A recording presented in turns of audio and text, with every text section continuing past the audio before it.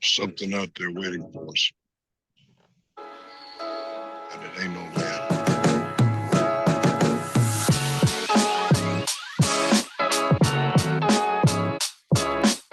Don't you even know how to be a real Indian?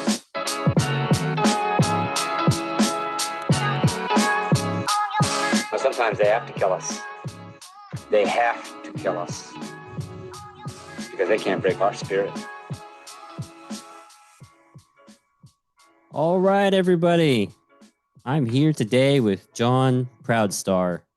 And it's a huge honor for me because, frankly, John Proudstar was one of my favorite characters in Reservation Dogs. He played Leon. But really, John, I wanted to give you the floor right now just to have an opportunity to introduce yourself. You're from Tucson, and I'm currently in Phoenix. But not too many actors coming out of Tucson. So I think that in itself should be a good story. Yeah, so why don't you go ahead and introduce yourself, John, and yeah, we'll get started with the show. Yeah, well, my name is John Proudstar. I am Basquiat. I'm also Jewish and Mexican. I know that's a weird mix. And I was born in Tucson, Arizona, and that's where I got my acting career started. We used to have a thriving film business in Tucson, so there was films going on all the time. And I just started sneaking onto film sets, working behind the scenes, and then they'd figure out that I had snuck onto the set, and they would offer me a job, and I'm like, yeah, I'll work. How old roughly when you were you when you were doing this? 18. I started 18. on my 18th birthday, and because I love the idea of working in movies. I didn't care what I was doing. I just wanted to learn. When you're fascinated with something. And then, of course, I had my sights set on acting. So I would, slowly, eventually get to talk to some of the actors or the director. And I'd be like, how do I get a speaking part in one of these movies? Because there was no handbook, there was no rule book on how to do this. So we had to learn, Rhodes Scholar style. And eventually I started getting enough advice, and because I didn't ever want to leave Tucson. I was like, I'm not leaving Tucson, I'm going to California. But eventually I did have to go to California to pursue it. But yeah, it took a while. It took like 5 years of extra work and behind the scenes work for me to gather the information that I needed to start pursuing acting. That's a bold move to not want to leave Tucson. It's not a booming film. It's not a booming location for the film industry, at least now. And so Yeah, it never turned into one, kind of like the way Albuquerque did, or yeah, Santa Fe area. But yeah. what made you want to stay and just kind of not want to go out and move to LA, move to California? Because I love Tucson. I love my community. I love the desert. I was never a big city guy. Hmm. And there was just no attraction to me leaving. I loved Tucson. I was a homeboy, and I had never, like, I was not the kind of guy that wanted to travel, Yeah, yeah. see these awesome places. It wasn't until I got into movies and it forced me to travel that I was like, oh wow, this is kind of neat, and getting to Cool. meet different people. And as I started writing, I saw how important it was to meet different people with different ideas. And there's a producer named Hane Gigama. And one of the things he told me early on in my career was don't stay fixated on everything you love. Open your mind, listen to different music, watch different movies that you normally wouldn't watch, talk to people that you normally wouldn't talk to. You have to at least understand other people, even if you don't like them. It's important as a writer to have all that, going into your head, so everything that you do isn't so one dimensional. That's a really rich perspective. That it's Yeah, good that you got that early on because yeah, I think that definitely paid dividends. And you said you're a writer, and I yeah. kind of gave a preface of what we're going to talk about before the interview. But one of the things that bleeds into that is you're a comic book creator, right? Yes, Can you yes, talk about how that feedback that you got helped you create the comic? It's the first native created comic, right? Or first like yeah. creator driven comic that Yeah, that you created. Going to talk about that?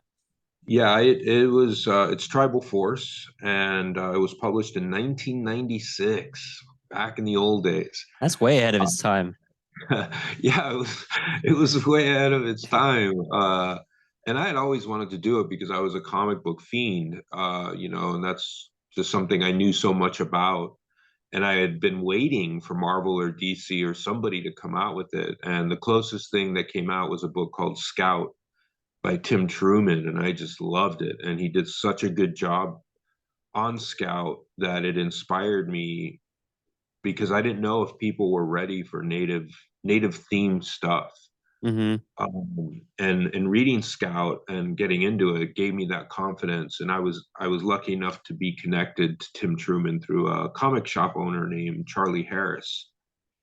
And I get to talk to this guy, and he gave me some early advice on how to write my book. But there was a part of it that you can't overthink things. You just have to do, and that's what I did. I got together with an artist named Ryan Huna Smith, who's half Navajo and Chimwavy, and I really liked his art, and he was into comic books as well.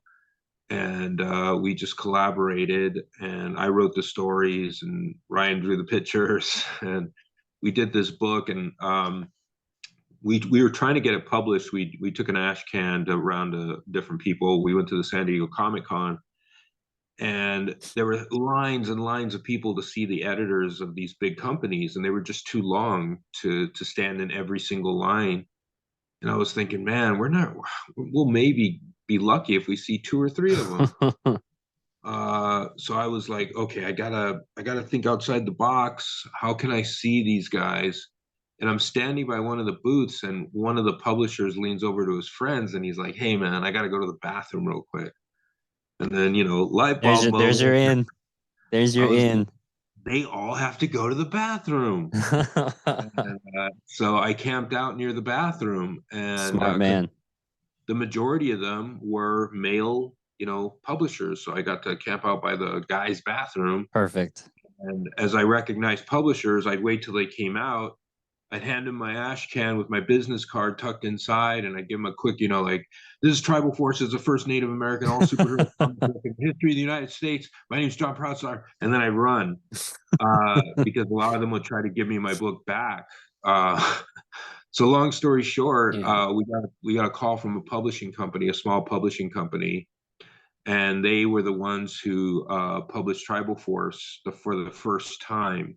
Hell yeah. And unfortunately, while we were doing our second issue, that company went out of business. They had financial issues. But it gave me the book. It gave me the physical Mm-hmm. book to take around and show people.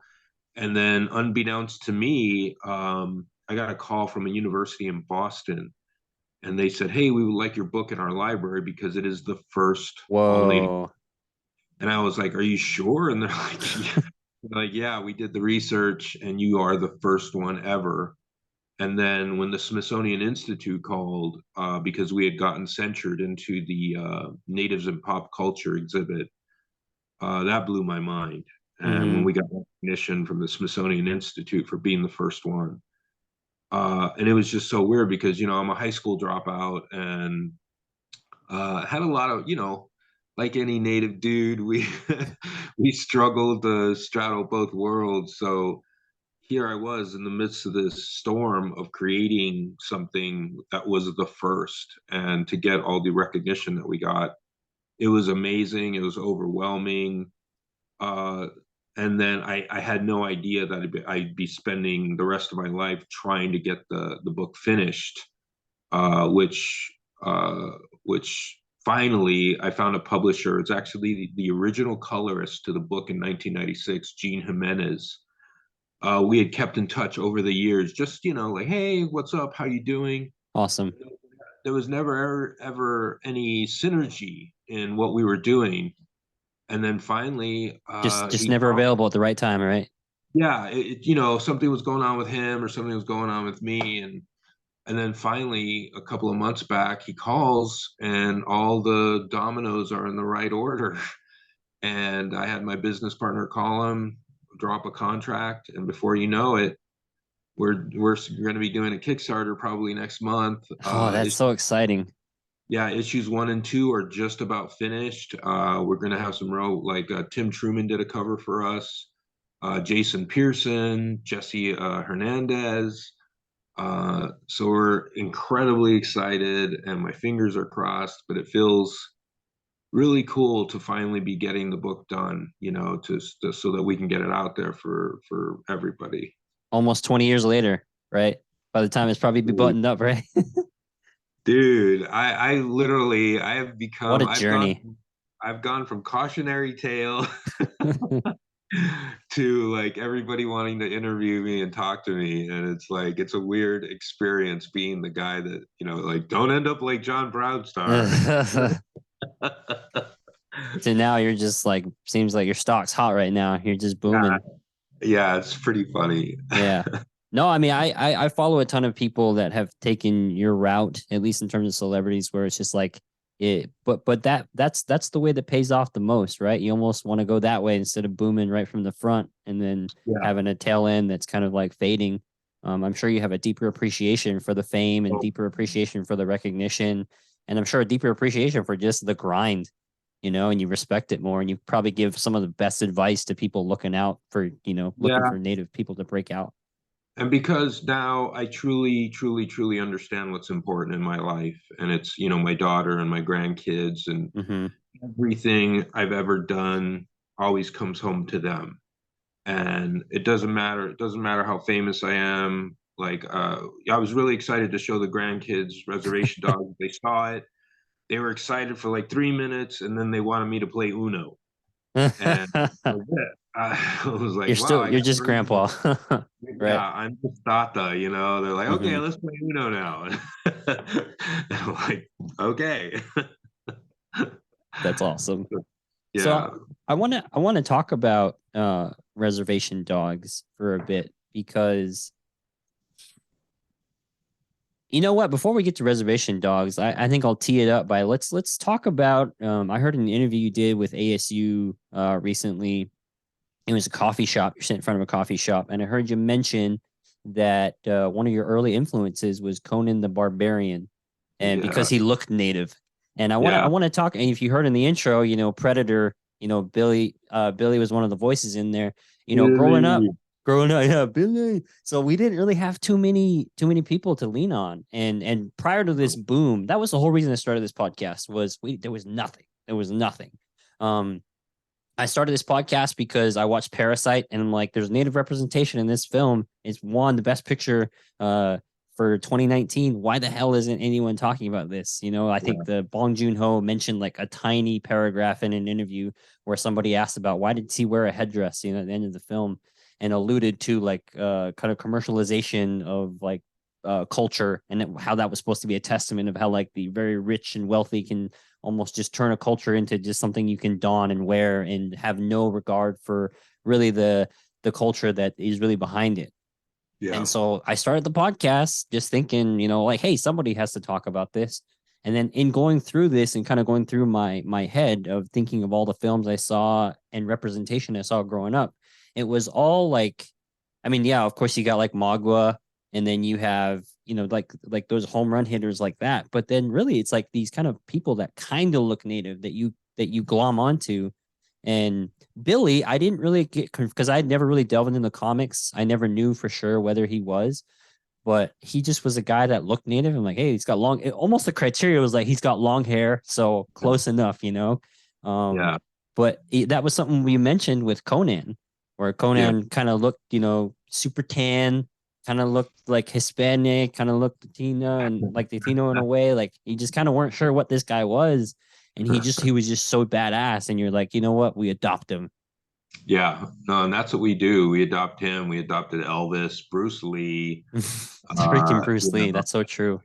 Yeah, I've got a Bruce Lee shrine in my home. I got buddies who have, and we never talked about it. It's not like we called each other and said, hey, let's put a, like I would go to their houses and be like, whoa, you got a Bruce Lee shrine too. Yeah. And you can go anywhere in the country on the res, and you're gonna find a couple of dudes with a Bruce Lee shrine. Yeah, for sure. Nunchucks hanging off the wall. But it's because of what he represented. He wasn't white. He Mm-hmm. was different then, and and that is something we could relate to. We could relate to the oppression that the Chinese were going through at the time. We could relate to Shaft, any black heroes, For sure. we glommed onto. I, And I I always wanted to do an episode of just like the stuff that natives glommed onto prior to this. I guess like people are our my age and older, like Blood yeah, In, Blood Out and Boys in the Hood. Like we just love it's why we like loved hip hop so much and rap and why we love metal yeah, so much and just it's anything that isn't popular culture where it's just like so whitewashed, where it's like yeah, created by white people and like the showrunners, the writers, it all has like this yeah. white perspective to it. And not to say there's anything wrong with that, but No, we can see ourselves in that to a degree, and we just go searching for it. And that's yeah, why Reservation Dogs it blew up. That's why Rutherford Falls blew up because we were so hungry for that. yeah. And I think the rest of the world doesn't understand the third world conditions that our people grew up in, Mm-hmm. and Absolutely. you don't get. I mean, there's a trauma that goes on with having a crappy car. The family car is crappy, and it could not start. It could start. It could break down on the way to school. Right. Uh, there's a whole lifestyle that goes along with that. There's a whole lifestyle that goes along with the food that you have in your house or the food that you don't have in your house or using Right. an outhouse instead of a bathroom or all that stuff that we have to endure, that is kind of like a branding iron, a social branding iron that the rest of the world doesn't have to go through that any longer. And we do. And Mm-hmm. this country, we originally lived in, we were the inhabitants of this country.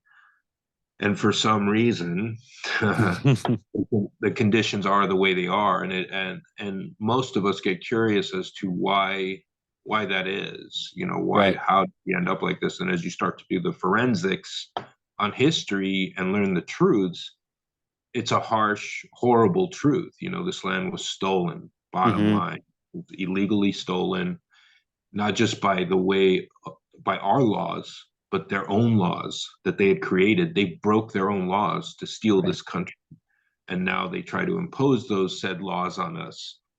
Um, but going back to Conan, reading Conan, wherever he went, people responded to him weird. He was always the only barbarian in the room. Usually, we're the only Yep. Indian in the room. Absolutely. I'll relate to I that. You go to a never party, made that parallel before. That's awesome. yeah, so whenever he'd show up, they're like, "Oh my God, it's a barbarian. He's from the mountains and Samaria." And he was this unique individual wherever he went. And that befalls on us too, normally, wherever we go. We're Mm-hmm. shocked when we meet another native. And we always meet those people. My great great grandfather was, Yeah. let's say it all together, Yeah, Cherokee. Cherokee. And nothing bad about the Cherokees. Love the Cherokees, but Yeah, for whatever reasons, the Caucasians just glommed onto the for Cherokee. sure. uh, you know, and I think it was probably because the Cherokees amalgamated. They had a city at one time. They had a printing press. They had all this stuff, and that town eventually got destroyed. They were punished because they were being successful. So I think that's probably one of the reasons why a lot of white people do glom onto the Cherokees for that. But anyway, that's why I glommed onto Conan, because of his look. And, he was similar to me in flesh tone and hair color. And I would carry these paperback books in my back pocket. And eventually people started calling me Conan because of my paperbacks, not because I had big muscles. Yeah, I wish that was the reason. I was gonna say it's a badass nickname. But yeah, in high school, that's what in my graduation picture says Conan. It doesn't, say John. And That's uh, awesome. yeah, and I love the guy. I love the character. My grandson, one of my grandsons, is named Joseph Conan. My That's awesome. daughter's middle name is Belit, and if you've read the comic books, Belit was, his partner at one time. This Hmm. pirate queen. So it's, just it's in my life, and I heard about a new Conan project being produced. So I would really love to play Conan's father or grandfather, or whatever capacity I could be a part of in that show. I would love to do that. So I'm actively seeking out people who may know. Oh man, that would be so freaking cool. Yeah. You would fit the bill for sure. That would make your like career and life story just go like full circle. Yeah. That would Just be full circle, yeah. man. To play That would be Conan's yeah. dad or to play his grandfather, that would be awesome. Yeah, you're yeah, for sure. Your script would be much better when once you get that land that role, it come full circle. That third act would be nice, have a nice bow on it. Um, Yeah. you know, really I wanted to talk to you also about just the differences. Yeah, at some point we'll get into Res Dogs. If we don't, it's okay. But I really just want to talk about the what did the landscape look like compared to now? I'm asking an obvious question. I mean, like, what did the landscape look like compared to now for your childhood growing up when it came to Native representation, versus now? Like, you see the work that's booming now. Like, I mean, like, can you just talk a little bit about that landscape, but then also just tee it up for like after that, I want to ask like, what's next? It was hard because I was never taken serious. No one was, none of us. All the natives that are out there now Mm-hmm. over the age of 30, we were just never taken serious. We were never given opportunities outside of our race. I would hear about auditions and I call my agent. I'm like, hey, how come you didn't send me on that audition? And she would say, oh, they're not looking for natives. And I'm like, well, could you send me anyway? Yeah. My first speaking role I got because my then agent wouldn't send me, and I looked on her desk and I saw where the address was, so I crashed the audition and I showed up. And when I walked in there, the director looks at me and he's like, "Did you lie to get in here?" And I'm like, No "Yeah." way. Oh my God. I go, "How'd you know?" And he goes, "Because the casting notice was for blonde hair, blue eyes, mechanic." And I was like, "Oh." I go, "Well, can I audition?" And he goes, "Sure." So I auditioned and I didn't think much of it. I didn't think I was going to get it, but I was just happy that I got seen. And then a couple of days later, they called and I got the part. And the director told my agent, tell him we're giving him the role because the director said he had big balls. Oh, love it. And it was my first speaking role. So they had to take me through a process called Taft-Hartley, where I'm not union, so they had to pay a fine to hire me in a Oh, union home. But it also opened the door for my Screen Actors Guild acceptance into Screen Actors Guild, and and that was just one of 1,000 stories of having to break the doors down because nobody wanted to see me or take me serious because I was Native American, and they had this preconceived notion of my intellect level, and they were shocked. And you get those backhanded compliments like, "Oh, you're a credit to your race," or "You're yeah. very You're one of the good ones. yeah, You're not like those. Yeah, yeah, absolutely. you're very well spoken for being a Native American." And Yeah. I mean, I say only, but I'm 33, and so I've gotten those before. Am I 33? No, I'm 34 now. I I I've gotten those in my life. I went to Ivy League college, me and my wife, and so both from the res, and so occasionally you still get those, and it's just like we're born in the late 80s. It's not like we were born in the 60s or 50s, but still you get those. So like we're just people who just have never been exposed to Native people, and they don't view us almost as like the same thing. oh Like yeah, we get those in like poor interactions depending on what they've been exposed to or not been exposed to when it comes to Native people. Their preconceived notions of us could be all over the board, and it's such a shame. um yeah. And when I worked on Young Guns 2, I was a stand-in photo double for Lou Diamond Phillips. Awesome. And nothing against Lou. He's an awesome guy, real nice guy. But in my heart, I was heartbroken because here's this character and he was so close to me, Chavez E. Chavez. He was, I was him. I was that Yeah. character. They literally had to put long hair on Lou because he didn't have he had it maybe down to here. My hair was down to my waist. And Lou liked my hair, so they copied my hair onto him, and that's why he has long hair in Young Guns Mm, too. And I did most of his stunt writing. He's a good writer; he can ride, but I did some stunt writing for him, and some action sequences. but there was this part of me that's like, man, I should be playing that role. That's my role. Absolutely. Absolutely. You know, when at that I'm time, I'm more ethnically ambiguous than him. Come on, give me this role. Yeah. yeah, and at that time, I got auditioned for a new series called Dark Wind back in the days. This was the original Dark Yeah, Wind. yeah, yeah, yeah. And they interviewed me, and it looked Which like Lou Diamond was also in, right?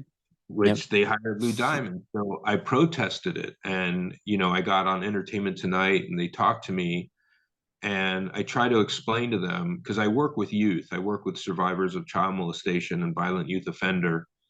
And I've done that for 34 years. And one thing that I noticed was the lack of opportunity for us, for our people. And when an actor plays a native, they do the role, they're attached to it for a couple of months, and they do some interviews, and then they're gone, and then they're on to a new role. Mm-hmm. And it's forgotten, and nothing goes back to the Indian community. But when a native plays a role in a movie, he goes back to his community, he goes to other reservations. That's forever. That's forever for our people. And it goes to our kids as a pathway to success because they can say, that guy grew up on a reservation. You know, he had problems in school. He had the same issues I did. If he can do it, then, you know, probably I can do it. And that's what the industry doesn't quite understand, why it's so valuable to us, that we need those pathways of success for our youth. Without them, they're sending the same message they sent to me and people of my age group, that there's no room for you in modern media. There's no room or Right. place for you.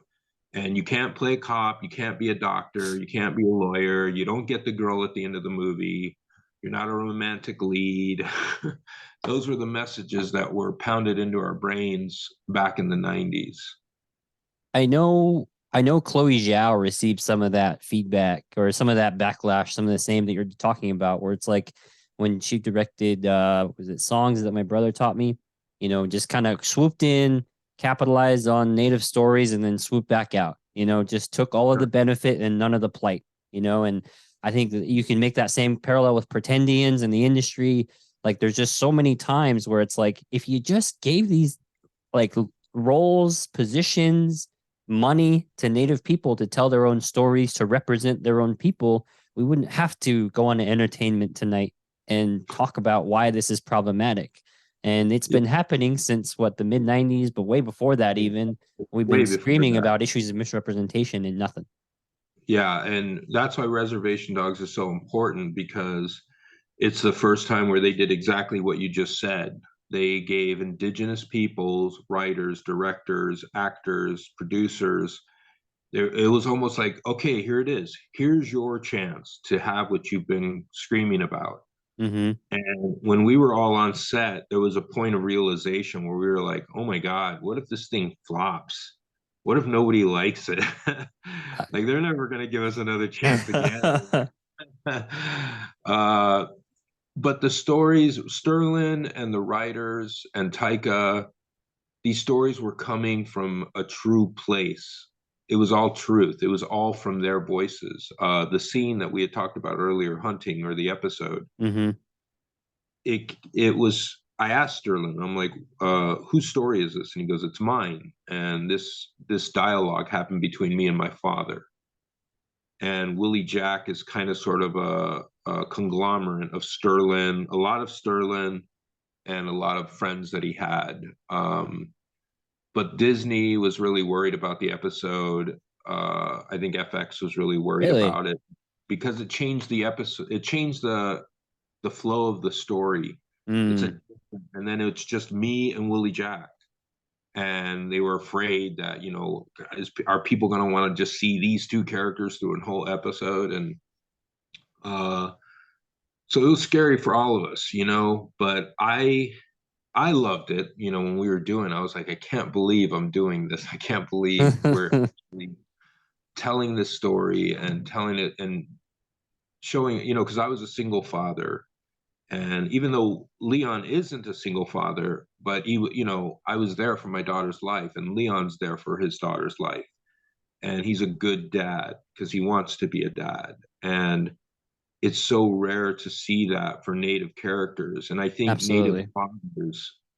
Native fathers need that figurehead. They need that guidebook to say that it's okay. It's okay to be gentle.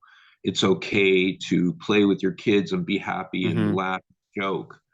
And I'm not saying that Native fathers aren't like that. There's a ton of great Native fathers out there, but then But there's a you lot but of you never see it represented. That's the problem. you never see TV saying it's okay to be this way, to not be so stoic 24 hours a day, Yeah. and to be a loving father and have a wife and have a house and a middle class house, and do all the cool Hmm. things they did. And there were hallmarks around them, like the truck and their hunting gear obviously told you these guys go hunting all the time, and it's a normal thing. Willie Jack is basically running the show there. She's such a strong little female character. And I love the fact that when she's around me, she changes. She becomes she becomes a little girl. She's like a She's a daughter. daddy. Yeah, she's a daughter. Yeah. Yeah, she's a daughter. And the only time she'll show that side is around me. So I felt Hmm. very honored, for that. I really like that scene particularly, or just the hunting episode, because I'm not gonna lie, when I first saw it, I'm like, that was a weird episode because it was just so different from the rest of it. But then it's like as you rewatch it more and more, you're like, this is probably the best episode because one, they handle Tall Man supernatural in a beautiful way, like native supernatural stories in a way that I've never seen before, where it's not like there's no allure to it, there's no mythology. It's like this is a part of our everyday life. Shit's real. Tall Man's out there. Like, look out, and everyone just understands. There's no explanation. There's no pulling the car over to tell everyone, like, hey, this is the legend of Tall Man. It's like, no, Tall Man's out there and is real.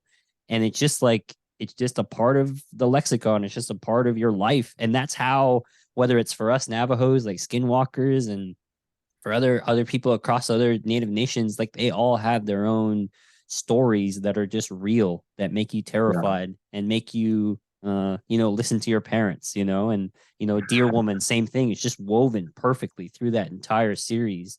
Can you talk about what that's like as someone who's read comics a lot? And I'm sure I am not a big comic reader, but I've seen tons of, maybe not tons, but a lot of misrepresentation of Native people, where it's just these character. I mean, one, comic books really characterize people to begin with, but when they do Native like identity, they really blow it out of the water. What did that look like to finally see like spirit, like the spiritual side of like Native culture represented?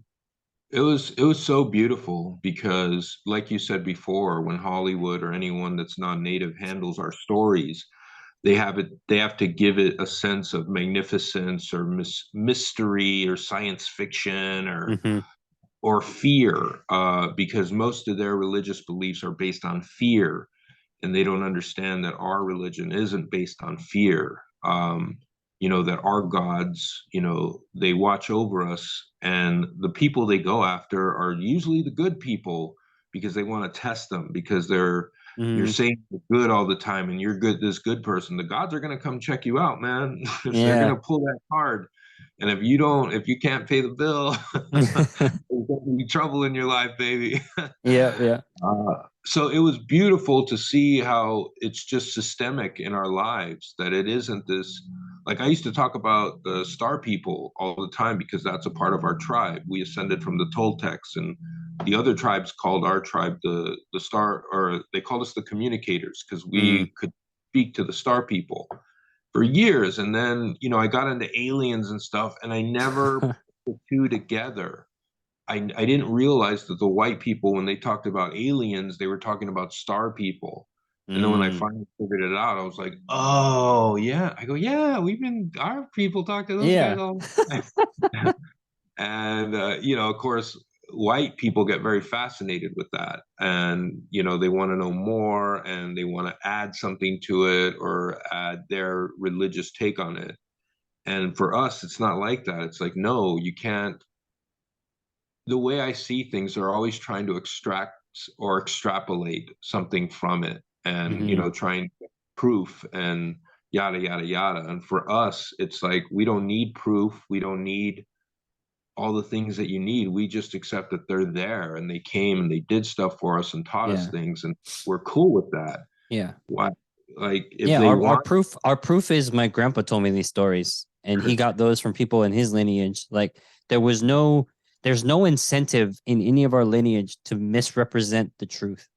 So yeah, why like it's passed down the truth so that we know what it is moving forward, and we can use those to, continue our lineage, and to continue to have an enriched culture, and to continue to really just be connected to the past. And so at yeah, no point did we think like, I need some proof for this. I need some quantitative data to make sure that this shit's real. And it's like, we don't need that. When they come in, no, it's like, how do you know? It's just like, well, because everyone in my community knows, and everyone yeah, that they were told the story from knows. That's yeah, all we need. and yeah, and it was an example of the way we lived our lives, Hmm. and trying to explain that to non-natives and why we fought so hard. I try to I go, we weren't fighting for land, we were fighting for the promises that we made to our God, to take care of the land and take care of the animals and take care of each other. It wasn't for a piece of land. We didn't have that. Our people didn't have that mentality back in the day. If you read encounters of Caucasians with natives from back in the day, the natives, the way they sounded, man, they were truly alien. Like, if we were to go back, 16, 1700s, those people thought in a totally different way. They Absolutely. didn't have that. Unfortunately, you and I, we grew up in a white world watching Brady Bunch and Star Trek, and, uh, and we think like Europeans. We have that Right. European mentality, but there are remnants of that speak to us. That feel like home. We know what it is when we hear it. When you go to a powwow and you hear the drums, it goes down to your DNA. Right. When you go into a sweat lodge or you hear, a medicine person praying, that's DNA, man. That's like, I'm home, baby. Yeah. Even And just when you, going back, to your ancestral homeland, yeah, you just feel it. smelling the dirt, or smelling something that your grandmother used to cook, all that, it elicits these things that is DNA deep, and there's something that tells you it's right and it's good. Hmm. And instead of us fighting it, we don't fight it. We don't, like you said, I need some kind of scale or concrete. And it's like, oh, okay, this is a part of me then. And Yeah. now it is a part of me forever. And I for some reason, non-natives struggle with that. and they almost want to claim it. They want to make it make sense, because when we try to explain that too, it's just like, well, that's like Italians with food, or that's like, oh, but I think there's common experiences in poverty. And I think that different cultures try to use those examples of like, oh yeah, you guys are just impoverished people. You come together because you have to, because blah blah blah blah blah. There's food deserts in the South, just like there's food deserts on the reservation. It's like, no, there's poor white in different areas, there's poor black in different areas. But what's unique is those, like someone that's poor black in one city in the East Coast is going to be different than a poor black person, poor white person on the West Coast. A poor native person living on the res is going to have a pretty similar experience from another person living on the res. And that's what makes us unique, is that we have a same like oppressive relationship with the United States government. And we also had the same culture that was stripped from us prior to contact. And Yeah, so we all have, that's why we can all identify with reservation dogs to a degree. Of course, there's very yeah, specific things in that show to that area. But overall, like we can just, like going back to your oh, yeah, hunting dialogue, you and Willie Jack, when you were talking and you were just saying you could go all over the world, but you can't find stuff that's just here. Like you can go meet Snoop Dogg, you can go be an MMA fighter, but Cleo's Catfish is always going to have a special place in your heart. And just being on the res, like there's a connection to that. Sitting out in the middle of the woods where your ancestors hunted, there's a connection that you just can't tear away from, and you can't find anywhere else. So and I think it's important because when I went to school in New Hampshire, from Arizona, from the reservation, from the Navajo res. I left thinking I never want to come back to this place. This place sucks, Like whenever I tell people I'm Navajo, I always feel it. I think it was just me projecting onto them, but I always felt like they were judging me, you know? And I always Yeah. felt like in their head, they're like, they think we're drunks, they think we're poor, they think we're stupid, they think we're just less than. And so I wanted to separate myself from that as much as possible. And so Yeah. when I left to school, man, after 4 years, I couldn't wait to get back. And I'm still here in Arizona. You know, I'm like 3.5, 4 hours from home. And my wife felt the same way. And I Yeah. think that's why I like that dialogue so much, because it's so true. And the closest thing I had from a leaving the res story was Goodwill Hunting growing up, honestly. Like there was Yeah. no leaving the res story out there. And I can't wait for that story to be told, you know? Yeah, and I mean, and it resonated with me. I left in the 90s to Hollywood, and now obviously I'm back. I lived back in Tucson, and I didn't understand or appreciate the beauty of the desert or my people, Mm-hmm. or the availability of culture, literally in my backyard. And That last part, huge. yeah, I didn't understand it until I left. And then when I left, I was like, oh my God. And you realize how amazing this place you were at is. Mm-hmm. Then you're like, I'm gonna go. And you know it. I knew it real early on. Like, I'm going back. I'm not gonna be here very long. So I didn't take Hollywood very serious, and I had some weird experiences in Hollywood, and it left a bad taste in my mouth. And it it's a very inhuman place. The best phrase I ever heard about Hollywood, this guy said, when I was in Hollywood, it was a time in my life where I had the most friends, but it was the loneliest I ever was. And I'm Oh, like, bars. Damn. boom. I go, that's it. There are no true friends.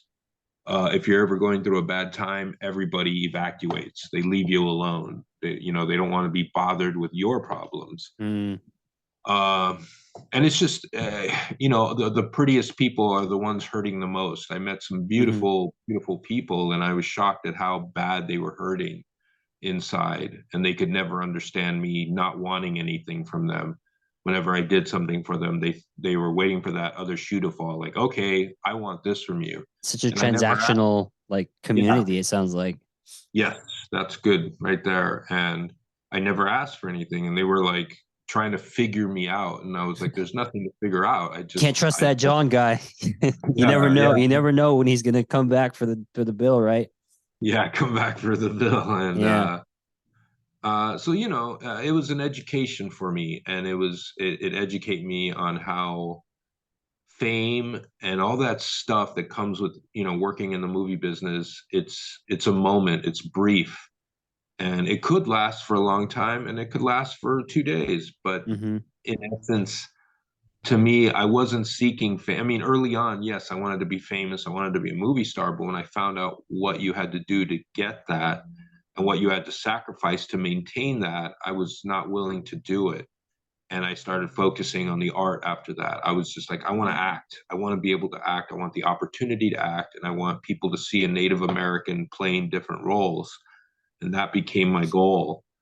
And my daughter lived through all this, because I got custody of my daughter when she was 5, so she Mm. grew up on movie sets. And I actually just posted a picture of me and Sheila Tousey and my daughter on the set of Skinwalkers back in the day. Nice.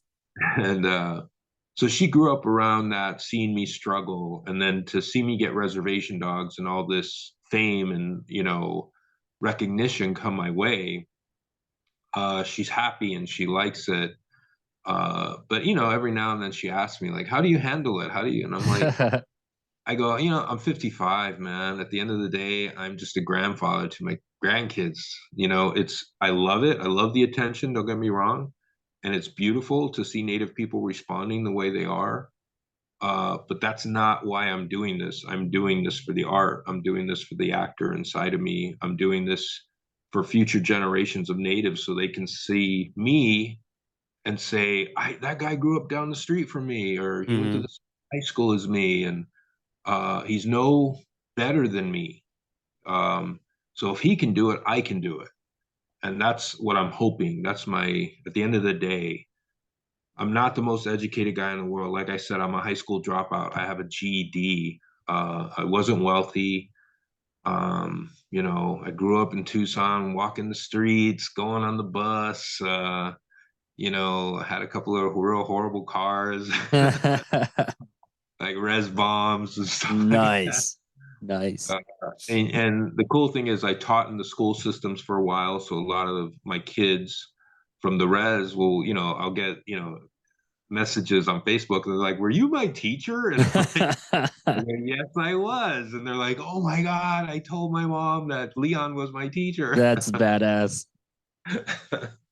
So that to me, that's so valuable because I didn't have that. I didn't have exposure to somebody who had done it. And now Mm. these kids have, and they can say, I know that guy. I can write him on Facebook and he'll write me back. And, you know, he's from my tribe or he's native, you know, and that's the most important thing. So I have that you brought up an interesting perspective that I had not considered. And I brought on people in the industry, native people, either behind the camera, in front of the camera. But you brought up something about Hollywood, that culture to begin with, where it is so transactional. It is so, I'll scratch your back if you scratch mine. But it's just like if you just, but native people, especially those that are much closer to our culture, we're not cut from that cloth where it's just like, I'm just going to do something nice for you because that's what we do. I'm just going to help you out because it's inherent to me. That just makes sense. I'm Yeah. not going to help you out because I'm expecting something in return. If I Yeah. have $2 left in my pocket and you need those $2, it's like, well, man, you right now in this moment, you probably need it more than me. Here you go. But how does that, in a time where I can see now how we had such a scarcity of native people in Hollywood, because one, like that alone would freak people out and get the hell out of there. But also, like, how do we reconcile that as native people to try to work in an industry that is very cutthroat and is very transactional, but maybe inherently we don't really thrive in that kind of environment? Well, I think David Chappelle said it best because he said he was a very gentle child and he Mm-hmm. cried a lot. Like if he got picked on, he would cry, or somebody hit him in the shoulder, he would cry. And his mother told him, sometimes you have to be a Be a lion lion. so you can be So the you be the lamb. lamb that you truly are. Yep. Yeah, and I I remember love that. that. I love that because it's true. We are a gentle people, but on the flip side of the coin, we were and are some of the greatest fighters on the planet. We defended against the most powerful country in the world, Geronimo, one dude with like 17 women and I think 8 men and a bunch of old people fought off the strongest army on the planet for months. Yep. And he was one dude, 5 foot Yep. three. Yep. Apache OG dude. OG Conan right there. Yeah, and he was a pumpkin farmer. He wasn't a warrior. He was a pumpkin farmer. And then they killed his family, and that made him crazy, and he wanted to die. Mm-hmm. So as we go into this industry, we have to be strong. We have to understand their ways and their motivations, of why they do what they do and what they're going to ask you for Mm-hmm. in the end deal, because we have to know ahead of time what we're going to get out of it and how it's going to benefit our people. And that's the most important thing. I've turned down movie roles, and much to the chagrin of my agent. And she's like, "Why won't you do these roles? You need exposure, John." And I said, "I know, but I don't want to do leather and feather role, the historical pieces anymore. I want to do contemporary pieces, and that's it." And have I lost money? Yeah. Have I lost my status as an actor? It hurts. Yeah, it does. But at the end of the day, I'm not here for that. I'm here to make a statement for my people. That might not be a lucrative thing to do, as I look back on it. But it's at the end of the day, it's my cause that I'm protecting. And I know that cause better than anybody else. So when I look at a script or look at an opportunity, um, I'm looking at the end result. Okay, how is this going to affect the Basquiat? How is this going to affect Native Americans in a whole? How is this going to affect me as a father and a grandfather? And if all the all the boxes are checked, then I'm like, Sweet. I think okay, uh cool. And there's like this project I'm doing. It's not really saying anything about it other than uh, it checked some boxes as a kid, you know, because Mm. my role model is Will Sampson. I'm a huge Will Sampson fan. Oh no, Okay, are you back? you cut out for a second there. It's okay. Yeah, we're there. Will Okay, Sampson. so yeah, Will Sampson. So anytime I can do a role that I think, yeah, Will would have done a role like this, or Will did a role similar to this, that's the guy I'm always, you know, trying to build my career towards because Mm. I've been compared to him, which is an honor. Not as tall as Will, but I do get compared to him every now and then. And he was one of the motivations. Him, Michael Horse, were big influences in, you know, when I was a kid, Hmm. I'm an actor. And so every now and then I get to do a fun project that is a, you know, that Will Sampson thing that I'm pursuing in hopes of you know doing having the effect on Hollywood and motion pictures that Will have. That's boss. I love that. Yeah. I think, when we talk about the greats, Will Sampson is somebody that had probably the fewest amounts of dialogue out of all of our native actors that we look up to, but he had one of the most profound impacts. Yeah, he's And like our Boba Fett, man. yeah, no, really, absolutely. That's a great comparison. Just silent but deadly. That's Obviously, One Flew Over the Cuckoo's Nest. That role is just something that one of the greatest roles of all time. Like native removed. And I like to use that comparison of like where we are now is like we finally said juicy fruit, and everyone's like, "Holy shit, you can talk! You have all these stories. You have a now. I have questions. I didn't know you could actually." Communicate with me. Now I want to know. I feel like that's where we are as a community. Like people finally understand, like, oh, you guys have voices and stories. You're capable. We can give you money and you can actually produce stuff. that's another beautiful thing about Reservation Dogs is the story. The storytelling is surprising me. I did not know what the hell they were going to do for season two. Mm-hmm. I was like, how are you guys going to top what we just did? Because it was amazing. It was beautiful. And then they do it again, and it's Yep. because these stories are coming from the heart. And I don't think Sterling is motivated by Hollywood either. Sterling's off in his own world, and which is great. And all the other art Yeah. writers, I mean, which is why you're filming in Oklahoma, right?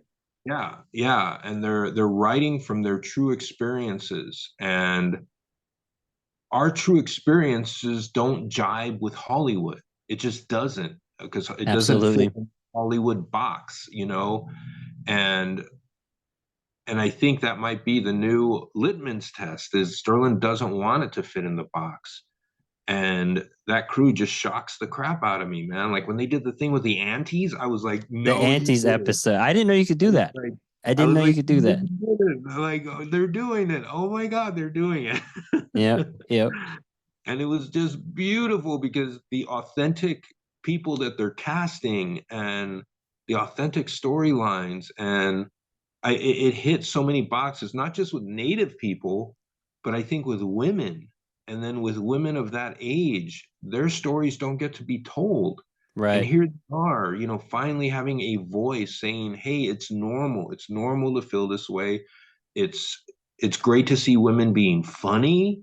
It's great to see women having, you know, sexual feelings and Absolutely. not being labeled something horrible because they're talking about sex or sex lives or Mm-hmm. it was just this. I just thought it was so beautiful on so many levels, and I think that's why Reservation Dogs is doing so good across the board because there are other minorities, not just Native, but the female minority in any race. They can all relate to the story of the aunties, what they were going through, working a job, having all these problems, having to escape, and then Mm-hmm. you know, just blowing off a little steam, you know. And that story is so simple. And I think Hollywood would look at it like it's unimportant. It's not important enough to talk about, you know, three or four women going to a conference and getting drunk and stoned, you know, possibly hooking up with guys. That's not important enough. But what they're understanding is it's important to us. It's important to our people. These stories that the writers and Sterling and Taika Waititi are telling are important to us, and there it strikes a chord in everyone. You don't have to be native to enjoy Reservation Dogs, which Absolutely. yeah. No, I love that because it's just like it now. It's like you're even surprising native people, which is surprising. You know, and I think that's what's cool. You're in that territory where, you know, season one it just showed like I see myself, I see myself. This is awesome. This is awesome, and I didn't know you could do that. And season two just took it to another level, where you had Mabel, like beautiful episode. Then you had the the episode you're talking about, Wide Net, you know, with the aunties, and then episode 9 where Willie Jack goes and visits Daniel's mom Oh my God. and Yeah, like that scene, like still I cried, you know, when dude. I saw that when and Yeah. goosebumps, you know, when she like touched her shoulders and she was just oh shit, and just like that feeling of all the ancestors standing behind her. And it's just like in our head we visualize stuff like that, but we never see it on screen. And I think you never know what you're like actually feeling, but then that Yeah. scene showed it. And just like the tears, just I couldn't stop it. And it was just a Oh no. beautiful, and like that's art. Like that's one of the most Yeah. beautiful things I've ever seen on the screen. Yeah. I mean, obviously for me, when I see Willie Jack, she's like a daughter to me, and she's such a lovable person in real life. I mean, on screen, obviously, but in real life, she's a lot like that, Mm-hmm. She's this very lovable young woman. And then to see her in that episode, and I was, it got me, man. Messed up my war paint. Yeah. And it was just so damn beautiful because the kids that I work with, they're struggling just like the kids in the show. They Mm, have this enormous culture. They have this enormous treasure waiting for them, this invisible treasure that they have to find and seek out. And they're trying to exist in this modern day, cell phones and computers and stuff like that. So it's beautiful that we're giving them a roadmap to show them like, no, those feelings that you have, they're genuine. Those are mm-hmm. your ancestors talking to you. Listen to them. You're not crazy. So yeah, it was just, man, that episode was enormous. That thing was Mm-hmm. a yeah. And what back to what you're saying, I didn't know you could do that. Yeah. I didn't even know that was possible. You could have given me a lifetime of like stories to tell, and that's one that I wouldn't even touched on. And I think that's what's beautiful about having native people in the room collaborating together, because they come up with stuff like that. And I'm excited Yeah. for, it makes me bum Rutherford Falls isn't getting to season 3 because they were going in that same direction, like they I addressed don't even know. pretendians, and it was just like, my God. Yeah, I don't know how that happened with Rutherford Falls. They should. I hope they get picked up by somebody else. I'm confident they will. But yeah, whatever. I read. I think I read an interview about Sterling recently that they had written a couple of episodes, and Sterling went back after thinking about it, or I think he said he ate an edible. And That'll do it. while he was tripping, he got this message about that's not what the show's about. And he went back and he talked to his writers about just rewriting it to stay with what Reservation Dogs is, and what that is, I don't know. He knows. They know, we don't, because the stories are just. I don't know how they do it. I really don't know how they do it because they're so damn beautiful and funny. It's that Sterling Harjo Taika Waititi thing where you're watching something and you laugh and then you cry and then you're laughing and then you feel bad because you're laughing and you're like, should I be Yeah. laughing at this? This is and it's and that's life, man. That's just the simplicity of life. There's sweet and sour moments and trying to get through them and then trying to get through them in this microcosm of a reservation. That's the other thing is that the reservation doesn't go anywhere. It takes forever for change to happen in a Right. microcosm.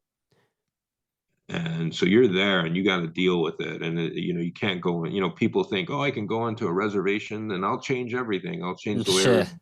Like, yeah, good luck, Good man. luck, buddy. Good luck, buddy. Yeah, that's a big ship to turn. It's that a lot of times too. It's I don't know. In some ways, it shouldn't. You know, I think that's why change needs to happen from within. It can't come from the outside. And No. I think that much like Reservation Dogs, just give us the opportunity to fix it ourselves. Don't psychoanalyze us from the outside and then tell us what our problems are. I think a Well, lot of it is resource driven. well, that's the big issue I ran into with grants, working with survivors of child molestation and violent youth offenders on the reservations. The outcomes that these grants wanted were based from outcomes in inner cities and stuff like that, and non-indigenous thought process. And I would try to explain to them how we do things, and they're like, "Well, how do you measure? How do you gauge?" And I'm like, "Well, Mm, that's what we don't. We don't measure. We don't gauge." And we realize that, addiction and all those things, it takes time, and these people are going to fall. And it's not about how many times they fall; it's about how many times they get up and what's there waiting for them when they do get up. right. And that's why we have to do X, Y, and Z. That's why we have to be a constant presence on the reservation. And it was just difficult to run programs on the reservations and get financing for them, and try and fill in. A lot of times you just gotta not tell the truth. Just Yeah. No, get I that money, to bring into your community, and because you know what you can do with it. You know what you can do directly in your community and how it's going to help your people. especially Which, when it comes to culturally grounded content. Unless the yeah, tribe is going to fund that themselves, like it's good luck trying to find uh, money for that. To try to get somebody who is on the outside to understand how it works when it doesn't have quantitative, reasoning behind it or quantitative proof that it's successful because it's holistic healing and it's very much driven from like how we've always done things. And it's just like, well, yeah, it's counter to what you're doing. Trust me that this works. It goes back to the aliens thing, goes back to your Star People story of just like, hey, we've had the truth before you got here. Can you just trust the fact that I know how to help my people? Yep. yeah. And I've talked to certain political entities. I've had interesting conversations with Republicans. They wanted to know more about our people and why we think the way we think. And it's so difficult. I don't want to bash any political party, but trying to explain to them the way we live. And I said, okay, well, let me put it to you this way. Let's say that I got a ton of money and I go back onto the reservation and I build a 3-story house and I buy an Escalade. And they're like, well, that's good. And I go, well, It's a hold on. terrible idea. And I go, the elders of the tribe would be confused by that. They wouldn't understand why I would do such a thing because it really doesn't help our community. Does it help me? Sure, but it's not helping the people. Now, if let's say I got a lot of money and I came into the community and I built some type of resource center or something that would help our people, they would understand that, because that's what our lives are about, is about helping each other, not just hoarding and amassing wealth for yourself. You can't have a 3-story home when your neighbors are living in a third world condition. And that goes true for the world, for the planet, Yeah, our country. We can't exist as America when Mexico is suffering the way that it is. And it's easy to say that's Mexico's fault, that's their problem, they have corruption, yada yada yada. But there are neighbors. John, that sounds like socialism to me. Boom. Yeah. That's what they tell me. They go, Yep. Yep. they'll say that's socialism. And I'm Yep. like, well, to you it's socialism. To us, it's a way of life. And we're not thinking in a political mindset. We're just thinking about our neighbor. We're thinking about, their kids or their elders, or are they cold? Do they have food? Do they have water? Right. And how can you exist knowing that those people are suffering in that way? You're going to Absolutely. be in your mansion with your big screen TV, and you're going to be okay. Like, Yeah. I don't. So that, hopefully we'll be able to educate the world on that way of living, that we can change. I sure hope so. Because going back to your example of, what if you moved back to the res, made a 3-story house, drove an Escalade, had a Tesla in your front yard because you want to be environmentally conscious. Like you would ostracize yourself from the community. Not only would you not help your community, they would be like, hey, screw this guy. What the hell he's trying to do? What's he trying to prove? I know his family. What's he trying to? You think he's better than us?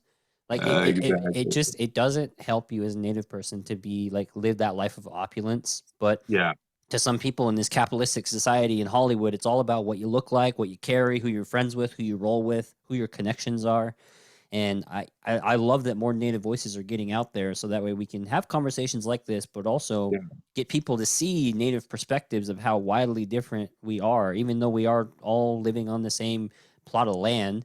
We're all very different because of where we come from, who our people are, and I think this is a good segue to. I could talk to you for hours, John. This is great. You have really good perspective, so I appreciate that. But I kind of want to put a ball on this interview and talk about your work in the Year of the Dog. Can you share a little bit about that and about your role Yeah. in that? You're the Dog, when I was presented with the script and I read it, I loved it. And I love the fact that it wasn't, even though Michael Spears and my characters were native, they didn't beat you over the head with that fact. And I love that. I was like, oh my God, this is it right here. This is what I've been looking for. And the characters had so much humanity to them. And they both, you know that they both suffered and they both walked a hard road, but they were in better places in that moment. And that's what I liked about Michael's character and my character. And and it just seemed like these guys were trying to help, the main character with what he was going through, and that's it. And then the bonus was, guess what, they're Native Americans. Yeah. Again, without beating the audience over the head with it, without those stereotypical tropes that most Hmm. scripts had. And I was on board. And then plus getting to work with Michael, I'd always wanted to work with Michael Spears. We have the same agent. He's a No great way. guy. Yeah. Yeah, he's a great young man. And I've always been impressed by him. So getting to work with him was like this another thing I got to check off I was like, yeah, I got to work with Michael Yeah. Spears. That's awesome. Yeah, and I love working with fellow Native actors that I've seen on screen. Getting to work with I've known Zahn McClarnon since the '90s, and the first time we ever got to work together was on Reservation Dogs. No way. Yeah, yeah. First So time it was ever. like, yeah, it was a big deal for me. I'm like, dude, we're gonna get to work together. Yeah, Gary Farmer. First time I worked with Gary Farmer. Wes Studi. I'd worked with Wes Studi on Skinwalkers. But going back to the Year of the Dog, and then going to Montana, and I love the story of the main character. He was hurting so bad, and I love those stories of redemption and realization. Yeah. Those, when you Resonates with wait. the work you do with the youth, right? Yes, exactly, and that it's never too late. It's never too late. And Rob Grabeau did such a good performance, and he's such an unusual looking dude. He wasn't your quintessential leading man looking character. And I like that too, and just the whole premise of the thing and how the simplicity of the relationship with the dog. Hmm. And that sometimes these gems of wisdom don't come in lightning bolts or earthquakes. They come in tiny, tiny little things like a dog or somebody tapping you on the shoulder at an AA meeting, and or somebody just sticking by your side, a true friend that keeps coming around for you. uh, those hallmarks were so important to me. And it's an entertaining story, and underneath it there's a little bit of educating people that might be going through some issues, so that was important. I really enjoyed it. I mean, to echo what you had mentioned earlier, they don't hit you over the head with the fact that you're native. You just happen to be native people, and you do bring in some aspects of your culture, but it's not like, ooh, look at that, like native healing. It's just you're speaking from a place of matter of fact of like, hey, this is what my community does. This is how we treat people that are in your situation, and we're gonna treat you that way. Um, Yeah. and I love that, like, you're not poor, you're not like, oh, I was an addict myself, I really hit the bottle hard, I come from a long lineage of people who love the fire water kind of crap. Yeah. It wasn't any of that. It was just, hey, No. these are just two native dudes like helping out a person, and it's a very simple story in that way. Uh, but I just really enjoyed that. Yeah. Yeah, I No, and wanted. No, go ahead. no, it was an honor to work it. when you finish a project, you don't know how it's going to be received. But at the end of the day, you're either proud of what you did or you're like, oh my God, I can't believe I just did this. And this film was just one of those things where I'm like, it doesn't matter. I'm really proud of the work I did on it. And from what I've seen, I'm like, oh, it's a good movie, and I'm very proud of it. Awesome. Awesome.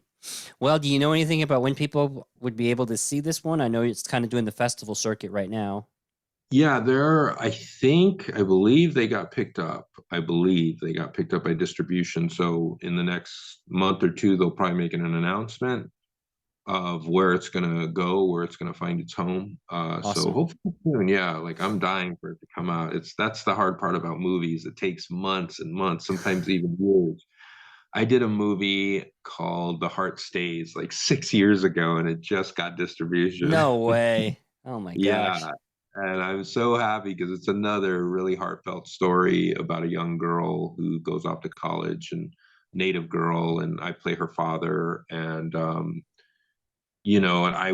I was so proud to do it because this was years before Reservation Dogs, and Mhm. it's very similar. I don't want to say it's that similar to Res Dogs, but it talks about native people in a different light, and it shows the culture, and it shows the struggle of a female getting to go to college and leaving the res, where traditionally this particular reservation, they don't like their girls leaving, they want their Mm. girls to stay. So she had these things to work with. So I got to work with Irene Bedard, and Irene played my sister, and I was just so tickled pink that Oh man. Pocahontas is my Yeah, sister. yeah. Yeah, and Delana Studi played my wife, the gorgeous. Wow, Oh man. my God, yeah. You I was guys, like, I made it. you Delana yeah, Studi, my wife. that's Yeah, so awesome.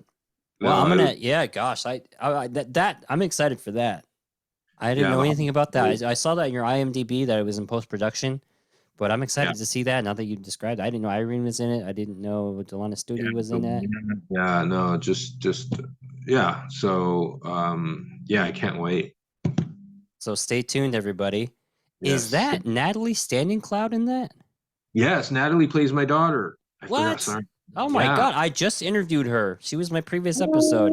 Yeah. I brought her on to talk about, she mentioned it, but I didn't, she mentioned that that was coming out. I didn't make the connection Yeah. that was happening. Oh my God. Well, now I'm really excited.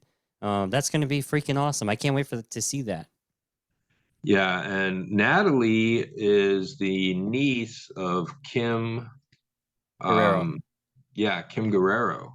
And so when we met, she knew that I knew her aunt. I had a big crush on her aunt when I was in high school. And Nice. she's like, you dated my aunt. Oh my goodness, yes, I did.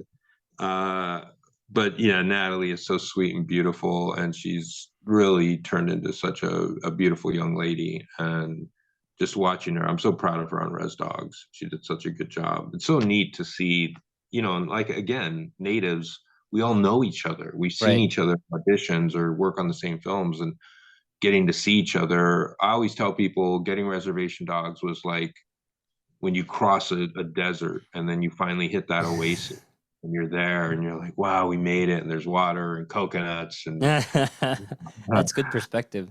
yeah, and getting to see all these people that from the early 90s, that has survived. We lost many actors along the way. Will Tim Sampson, Steve Rivas, really hard losses for our Steve community. Rivas, man, I was a big fan. His in Fargo, the man is so he killed another one of like just killed it with so few words. Like when I heard he passed, I was so disappointed.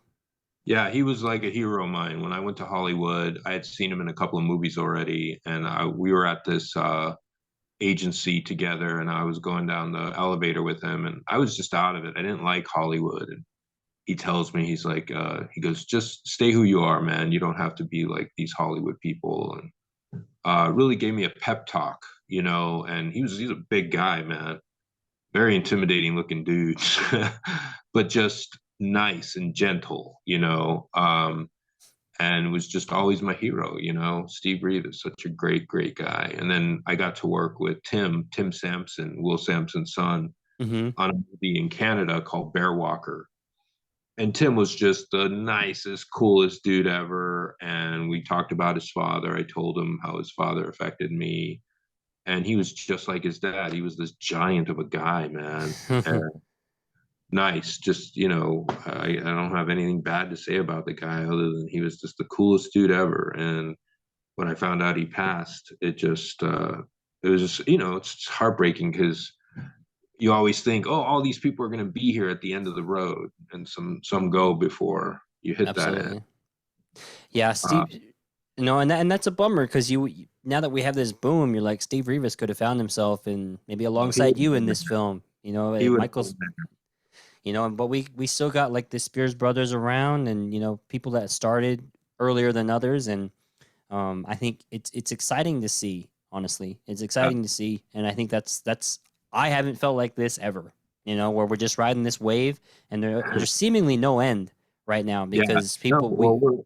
We're creating our new stars. Predator, the new Predator movie, Prey. Yeah. Just kick butt at the box office or on the small screen.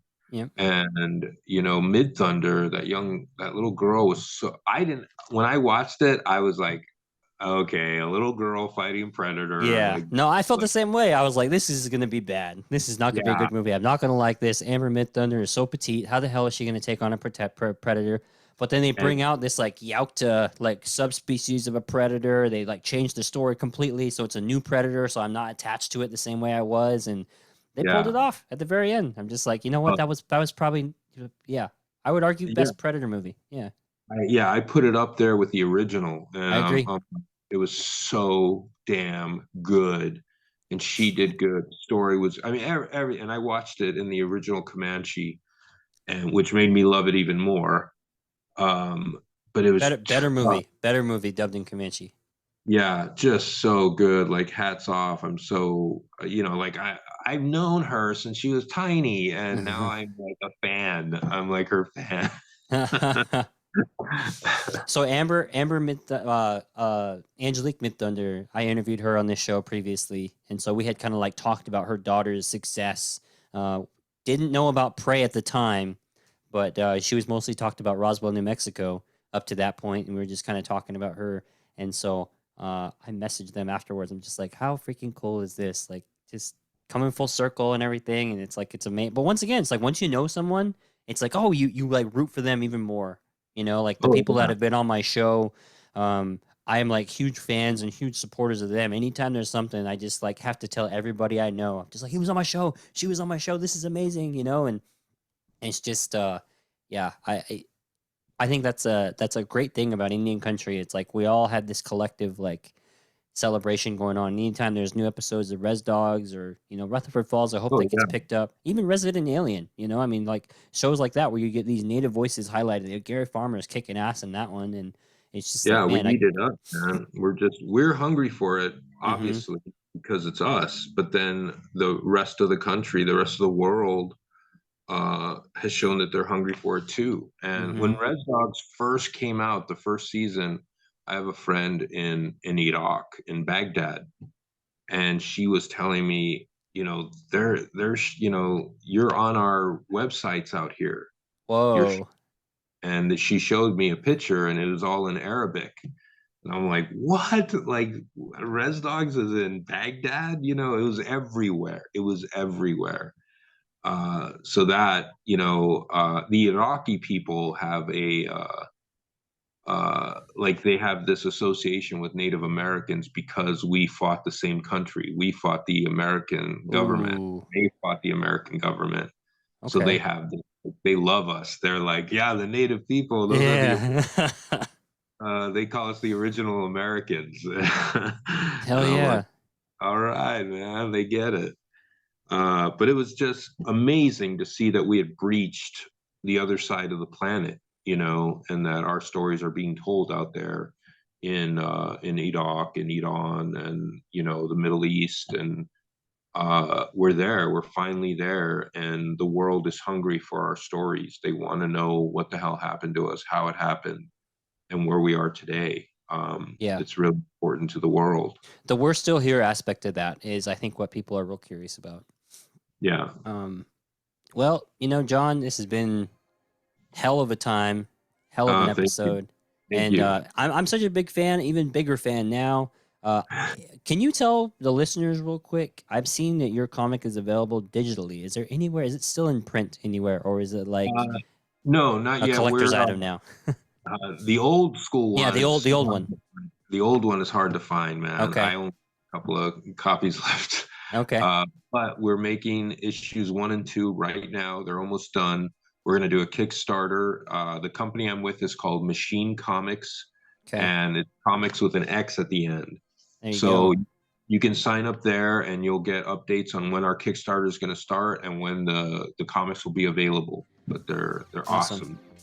Awesome. And then we have also Year of the Dog coming out soon, so that'll be out for distribution. And so, John, can't thank you enough. Thank you so much for coming on. And I appreciate it. Peace.